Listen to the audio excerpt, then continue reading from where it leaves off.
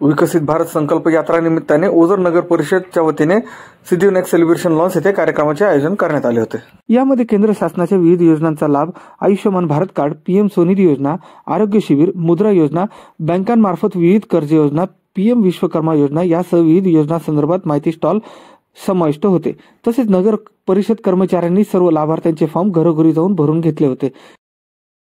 या कार्यक्रमाला प्रमुख उपस्थिती आरोग्य व कुटुंब कल्याण जनजाती कार्य राज्यमंत्री भारत सरकार खासदार डॉक्टर भारतीताई पवार, माजी जिल्हा परिषद सदस्य यतीन भाऊ कदम, ओझर नगर परिषदेचे दीनदयाल अंत्योदय योजना राष्ट्रीय नागरी उपजीविका अभियान कार्यकारी सदस्य नितीन अण्णा रामू जाधव, हेमंत भाऊ जाधव, रौफ लाला पटेल, प्रशांत पगार, शर्मिला कदम, त्याचप्रमाणे भागवतबाबा बोरस्ते, शंकरराव वाघ, संजय गाजरे, प्रदीप अहिरे, प्रशांत पगार, दिलीप मंडलिक, निफाडचे तहसीलदार शरदजी घोरपडे, ओझर नगर परिषदेचे सीओ किरणजीत देशमुख सर, संतोष सोनोने, राजू सोनोने, प्रशांत गोसावी, रतन बांडे, योगेश चौधरी, मीनाताई बिडगर, सचिन अग्रवाल, शबीरभाई खाटिक, भारतीय जनता पार्टीचे नाशिक जिल्हा तसेच निफाड तालुका पदाधिकारी, ओझर नगर परिषदेचे कर्मचारी, ओझर प्राथमिक आरोग्य केंद्राचे पदाधिकारी, आशा सेविका, कर्मचारी व अधिकारी, HDFC bank, Canara bank, bank of Maharashtra, state bank of India, bank of बडोदाचे अधिकारी व कर्मचारी, भारतीय जनता पार्टीचे निफाड तालुका पदाधिकारी व परिसरातील लाभार्थी नागरिक यावेळी उपस्थित होते। यावेळी भारतीताईंच्या हस्ते लाभार्थ्यांना प्रमाणपत्र व बँकांचे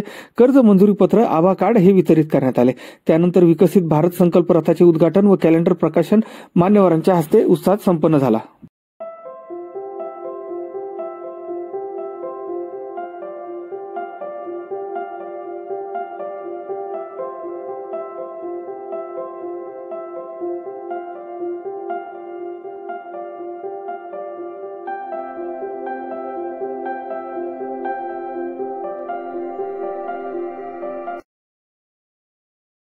सरकारी योजना के लाभ से छूटना नहीं चाहिए।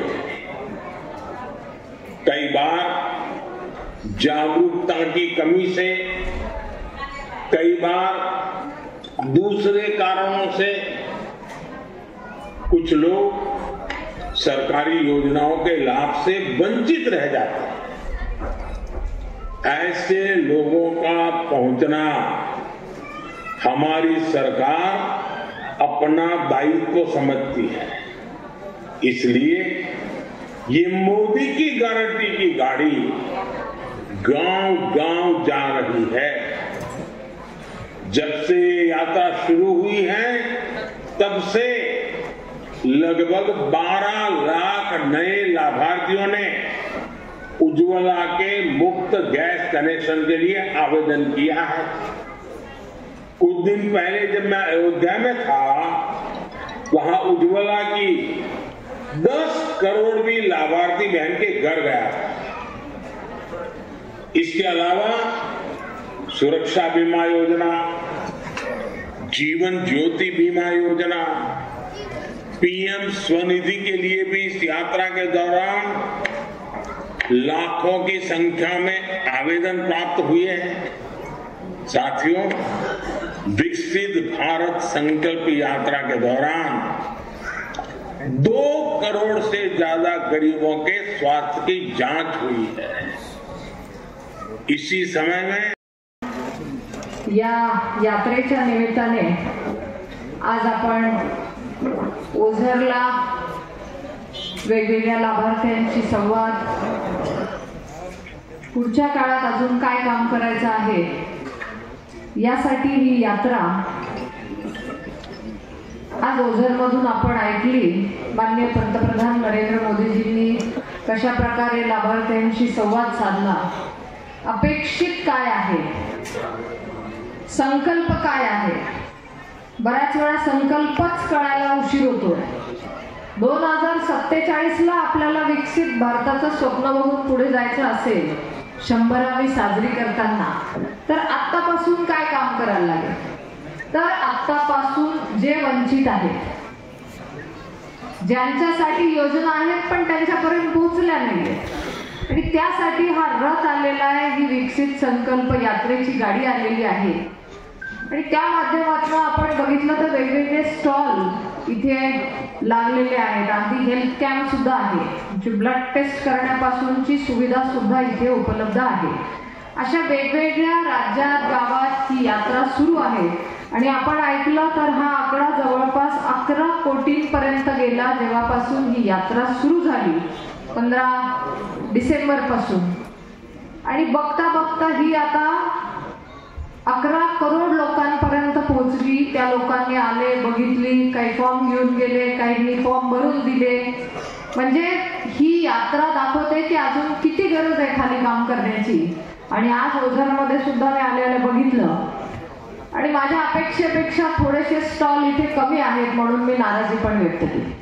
कारण ज्यांच्यासाठी योजना आहे त्यांच्यासाठी ते स्टॉल अपेक्षित आहे, त्यांच्यासाठी ते काम अपेक्षित आहे.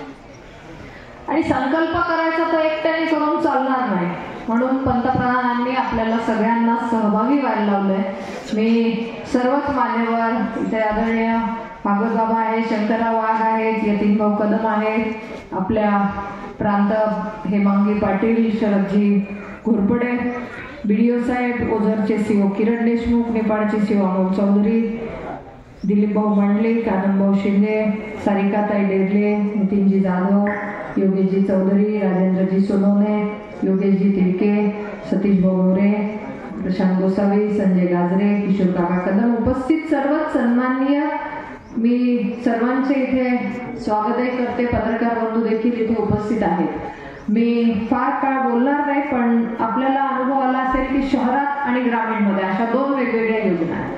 तर शहरात जर सांगितलं पंतप्रधान विश्वकर्मा योजना, या योजनेच्या प्रत्यक्षात सुरुवात झालेली आहेत आणि पारंपरिक कौशल्य 18 प्रकारचे वेगवेगळे कौशल्य आहेत, कामं आहेत, त्यांचा या योजनेत समावेश आहे. आणि स्वतःचा व्यवसाय सुरू करायचा असेल तर सरकार काय मदत करते तर ह्या योजनेतनं ती मदत करते. त्याचे फॉर्म सुद्धा आपण इथे आणलेले आहेत. फॉर्म लोकांनी भरून दिले आहेत.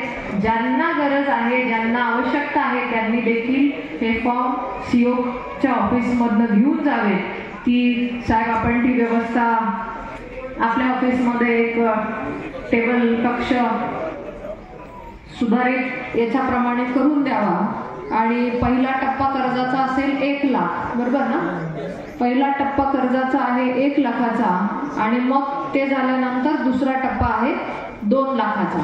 याच्यामध्ये एकच विनंती आहे की कोणालाही कुठल्याही मध्यस्थी किंवा कोणी काही सांगत असेल तर विश्वास न ठेवता आपण CO आणि त्यांच्या कार्यालयाशी संपर्क साधावा. कारण काही ठिकाणी भागवत बाबा असं लक्षात आलंय की काही ठिकाणी ही योजनेचे पैसे मंजूर करून घेणारे काही मध्यस्थी लोक एजंटगिरी करायला लागले. म्हणजे फॉर्म भरून घेऊन जायचा आणि सांगायचं तुम्हाला मी 1 लाख मंजूर करून आणतो आणि मग वेगळ्या चुकीच्या पद्धतीने ह्या योजनेला चुकीचे वळण देण्याचा प्रयत्न करतात. माझी विनंती आहे की कार्यालयाने सुद्धा त्यावर लक्ष ठेवावं. आमच्याही सगळ्या कार्यकर्त्यांना माझी विनंती आहे की याच्यामध्ये जास्तीत जास्त आपण लाभार्थ्यांना मदत करावी.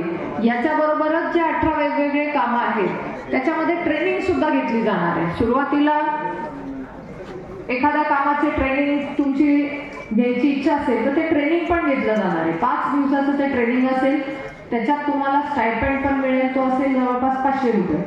तर ह्या पद्धतीने ट्रेनिंग अजून स्किलफुल पद्धतीने काम करून घेण्यासाठी हे ट्रेनिंग आहे. त्याच्यानंतर तुम्हाला प्रमाणपत्र मिळेल, एक सर्टिफिकेट मिळेल, एक ओळखपत्र मिळेल आणि त्याचबरोबर 15,000चं टूल किट पण मिळेल की तुमच्या त्या व्यवसायाला अजून चांगल्या पद्धतीने तुम्हाला कसं करून घेता येईल.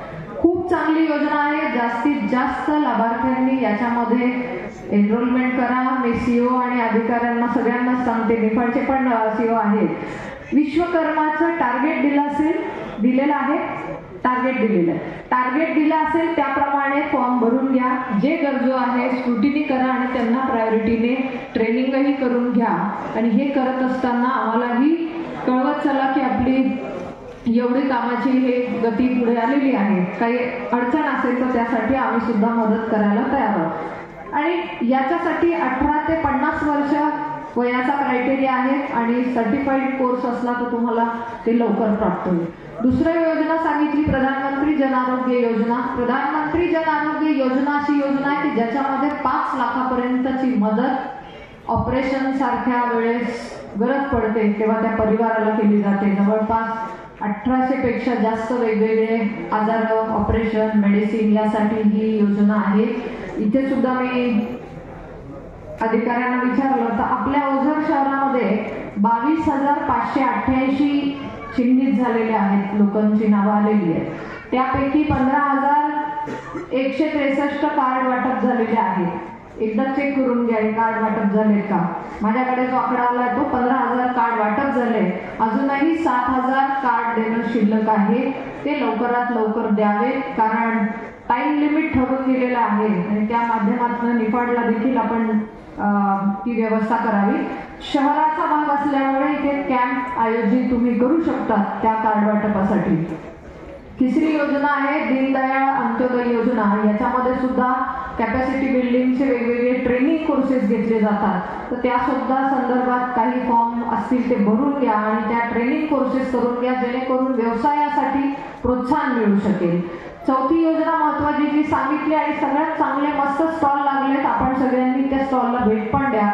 PM स्वनिधी योजना ही अशी योजना आहे की करोनाच्या संकटानंतर थोडी सुद्धा अमाऊंट व्यवसाय करायला उभं राहायला ही मिळत नव्हती कुठून, आणि तेव्हा मग पंतप्रधानांनी सांगितलं की अगदी 10,000ची सुद्धा आवश्यकता असले तरी त्या काळात त्या व्यक्तीला ती मदत होत नाही. मग ते व्यक्ती घरात मागतील किंवा नातेवाईकांकडे मागतील, पण ती छोटी अमाऊंट सुद्धा मिळायला अडचण व्हायची. अगदी रस्त्यावर आपले पथविक्रीकार असतात, छोटे छोटे व्यवसाय असतात, भाजीवाला असेल, फळवाला असेल, त्यांना सुद्धा या अडचणी आल्या आणि ह्या अडचणी लक्षात घेऊन अगदी पहिलं कर्ज 10,000चा सुद्धा देण्यात येतं आणि त्यासाठी बँका मदत करतायत. त्याचा फॉर्म इथे पण आता बऱ्याच लोकांनी फॉर्म भरून दिले.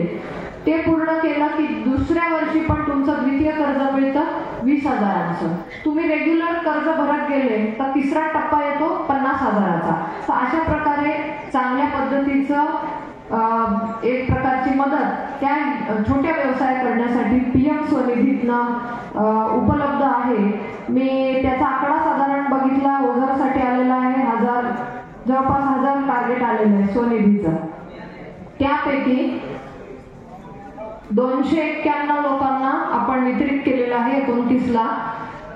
काही फॉर्म भरून देतात, फॉर्म जसे भरतात तसे ते सँक्शन पण होतील.